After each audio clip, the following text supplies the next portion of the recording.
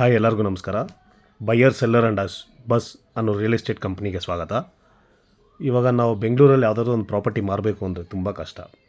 ಅದು ಯಾಕೆ ಅಂದರೆ, ಬೆಂಗಳೂರಲ್ಲಿ ಬಂದುಬಿಟ್ಟು ಇವಾಗ ಒಬ್ಬ ಏಜೆಂಟ್ ಹತ್ರ ಹೋಗ್ಬಿಟ್ಟು ನನ್ನ ಪ್ರಾಪರ್ಟಿನ 90 ಲಕ್ಷ ಅಂತ ಹೇಳಿದ್ರೆ, ಆ ಏಜೆಂಟು ಅದೇ ಪ್ರಾಪರ್ಟಿನ ಇನ್ನೊಬ್ಬ ಏಜೆಂಟ್ ಹತ್ರ ಹೋಗ್ಬಿಟ್ಟು 1 ಕೋಟಿ ರೂಪಾಯಿ ಅಂತಾನೆ.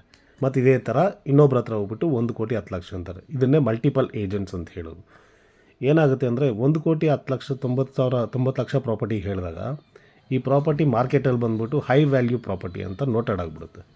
ಹೈ ವ್ಯಾಲ್ಯೂ ಪ್ರಾಪರ್ಟಿ ಅಂದರೆ ಮಾರ್ಕೆಟ್ ವ್ಯಾಲ್ಯೂಗಿಂತ ಜಾಸ್ತಿ ಇರೋ ಪ್ರಾಪರ್ಟಿ ಆಗಿರೋದ್ರಿಂದ ಈ ಪ್ರಾಪರ್ಟಿನ ಮಾರೋದಕ್ಕೆ ತುಂಬ ಕಷ್ಟ ಆಗುತ್ತೆ.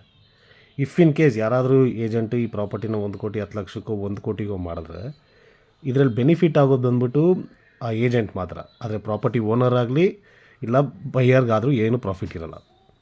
ಮತ್ತು ಈ ಆನ್ಲೈನ್ ಆ್ಯಡ್ಸ್ ಏನಾಗುತ್ತೆ ಅಂದರೆ, ನಮಗೆ ಅದನ್ನು ಫ್ರೀ ಅಂತ ಹೇಳ್ತಾರೆ, ನಾವು ಅದನ್ನು ಪೋಸ್ಟ್ ಮಾಡ್ಬೋದು ಅಂತಾರೆ. ಪೋಸ್ಟ್ ಮಾಡಿದಾಗ ಏನು ಹೇಳ್ತಾರೆ, ಸ್ವಲ್ಪ ದಿನ ಆದಮೇಲೆ ವಿಸಿಬಿಲಿಟಿ ಕಮ್ಮಿ ಇದೆ, ಅದಕ್ಕೆ ನಿಮ್ಮ ಪ್ರಾಪರ್ಟಿ ಚೆನ್ನಾಗಿ ವಿಸಿಬಿಲಿಟಿ ಕಾಣಿಸ್ಕೊಬೇಕು ಅಂದರೆ ಪ್ಯಾಕೇಜ್ ತೊಗೊಳ್ಳಿ ಇಲ್ಲ ಮೆಂಬರ್ಶಿಪ್ ತೊಗೊಳ್ಳಿ ಅಂತಾರೆ. ಪ್ಯಾಕೇಜು ಇಲ್ಲ ಮೆಂಬರ್ಶಿಪ್ ತೊಗೊಂಡ್ರೆ ನಮಗೆ ಗ್ಯಾರಂಟಿ ಕೊಡೋಲ್ಲ ಅವ್ರು ಮಾರ್ಕೊಡ್ತೀವಿ ಅಂತ. ಆದರೆ ಇದರಲ್ಲಿ ಎಲ್ಲದಕ್ಕಿಂತ ಇಂಪಾರ್ಟೆಂಟ್ ಏನಂದರೆ, ನಮ್ಗೆ ಕಾಲ್ಸ್ ಬರ್ತಾನೆ ಇರುತ್ತೆ, ಮಲ್ಟಿಪಲ್ ಕಾಲ್ಸ್. ಪ್ರಾಪರ್ಟಿ ಮಾರಿದ್ಮೇಲೂ ಬರುತ್ತೆ, ಮಾರ್ತಾ ಇರೋವಾಗಲೂ ಬರುತ್ತೆ. ಯಾವಾಗಲೂ ನಾವು ಪ್ರಾಪರ್ಟಿ 10 ವರ್ಷ ಆದ್ರೂ ನಮ್ಗೆ ಕಾಲ್ಸ್ ಬರ್ತಾ ಇರುತ್ತೆ ಪ್ರಾಪರ್ಟಿ ಬಗ್ಗೆ. ಇದು ತುಂಬ ನಮಗೆ ಇರಿಟೇಷನ್ ಫ್ಯಾಕ್ಟರ್ ಆಗಿರೋದ್ರಿಂದ ನಮ್ಮನ್ನು ಏನಕ್ಕೆ ಚೂಸ್ ಮಾಡ್ತೀರಾ ಅಂದರೆ, ನಾವು ಮಲ್ಟಿಪಲ್ ಏಜೆಂಟ್ಸ್ ಅನ್ನೋ ಕಾನ್ಸೆಪ್ಟಲ್ಲಿ ವರ್ಕೇ ಮಾಡಲ್ಲ. ಇದರಲ್ಲಿ ಬೈಯರು, ಸೆಲ್ಲರು ಮತ್ತು ನಾವು 3 ಜನನೇ ಇರೋದು. ಏನೇ ಇದ್ರೂ ಡೈರೆಕ್ಟಾಗಿ ಬೈಯರ್ನ ಸೆಲ್ಲರ್ ಹತ್ರ ಕರ್ಕೊಂಡು ಹೋಗ್ತೀವಿ, ಕೂರಿಸ್ತೀವಿ, ಮಾತಾಡ್ತೀವಿ. ಅಲ್ಲೇನಾದ್ರು ಡೀಲ್ ಆದರೆ ಡೀಲ್ ಆಗುತ್ತೆ, ಇಲ್ಲಾಂದರೆ ನಾವು ವಾಪಸ್ ಕರ್ಕೊಂಬರ್ತೀವಿ.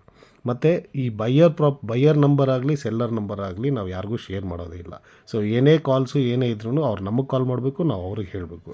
ಮತ್ತು ನಮ್ಮದೆಲ್ಲ ರೀಸನಬಲ್ ಪ್ರೈಸಸ್.